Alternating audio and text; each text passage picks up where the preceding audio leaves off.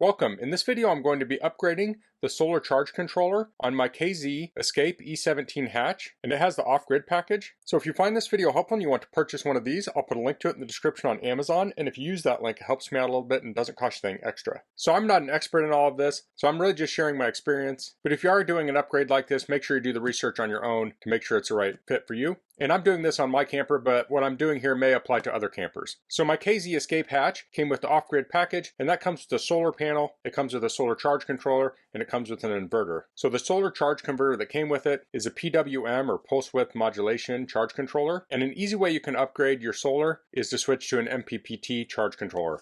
MPPT is maximum power point tracking, and I can't explain all the technology exactly, but all you need to know is it's more efficient. So the charge controller that came with it is a 30 amp. This is a 40 amp. So in the future, I may be able to upgrade my solar. Now the wires that are going into this will be 10 gauge. That's what was already in my camper, and I don't have an easy way to upgrade those right now, but this should be able to handle that. So thus far, all the other equipment is staying the same. I currently have a lead acid battery. I will be upgrading that to a lithium battery, and this will support both chemistries. So here's the charge controller. So this does have some heft to it. So if we look on the back, it's a large heat sink. It has keyhole slots on either side for mounting it, so you can put screws in there, slide it on there, and then put a screw in below to secure it. We have controls on the front. We have input for the solar panel and the battery. Then on the bottom we have a communication port, and then we have sensor ports for temp and battery. So this comes with a temp sensor, so that would slide in there. Here's a warranty card.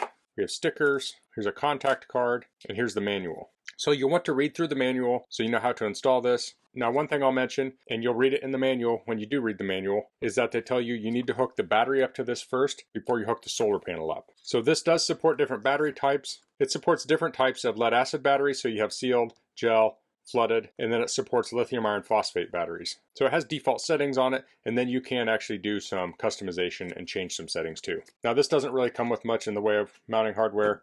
You just have the unit and the wire. So I'm going to head out to my camper and walk through how I install this. Okay, so here's the charge controller that came with the camper. So I'm going to remove it from the wall.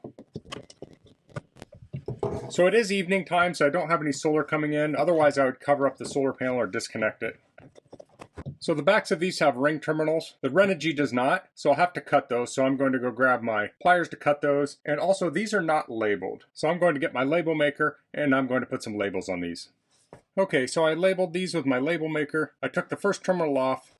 Here, there's a solar panel here and it says plus. So I labeled that Sol plus. So I'll do the same to the other terminals. Now I'm doing these one at a time and I'm snipping them so they don't short out against each other. I could also put tape around them, but I'm still going to make sure they don't touch each other.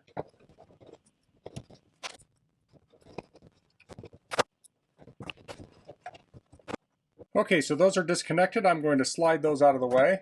Now if I look at the old charge controller, I can see how much the screw was sticking through here. So I'm going to find some screws for the new charge controller that stick in around the same amount. Okay, so I looked through my screws and I couldn't find some that were the right length, but I found these screws that were just a little long. These are 3/4 inch screws, and I found a washer on there, and when I have that on there, we get to the same length as this screw. So this should have 6 inches of clearance under it and over it. So I have this 6-inch ruler here.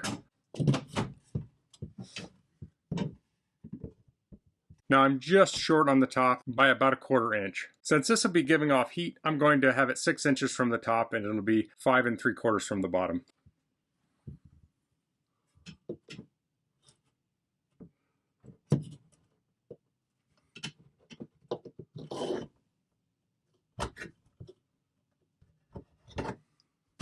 And actually this hole here on the left lines up, so I'm going to put a screw in there and I'll just make it even from there. Now I'm not going to level this because I don't know that the camper is perfectly level right this second.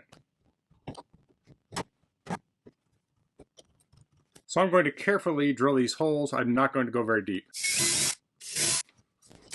So these are fender washers, so these will go up against the wall, and I can put the top 2 screws in now.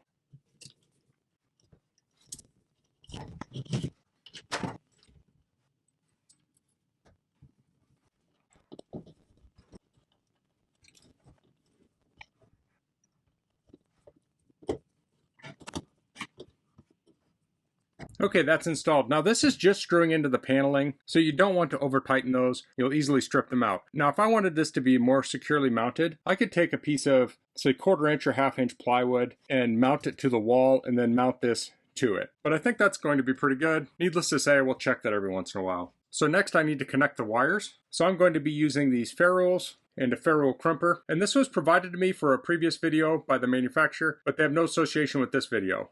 So this is 10 gauge wire. I want to strip it back, the mount of the metal on the ferrule. Now if you're not using ferrules, you'll just strip it back and place it in the terminals. So the battery is on the right, solar panel's on the left. So I'll start with the battery positive. I'm just using a stripper here.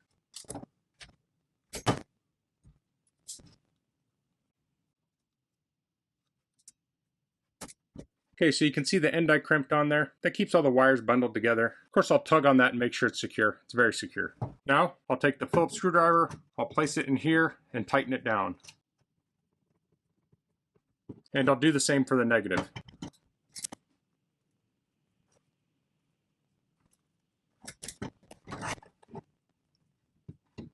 Okay, so that just powered on. Now I did have the battery hooked up. It probably wouldn't have been a bad idea to disconnect the battery. It's just really stormy out right now, so I was very careful not to touch these together because that would short out. So next I'll do the same for the solar panel. Now it is dark outside, so there shouldn't really be any current going through this. I'm still going to be careful.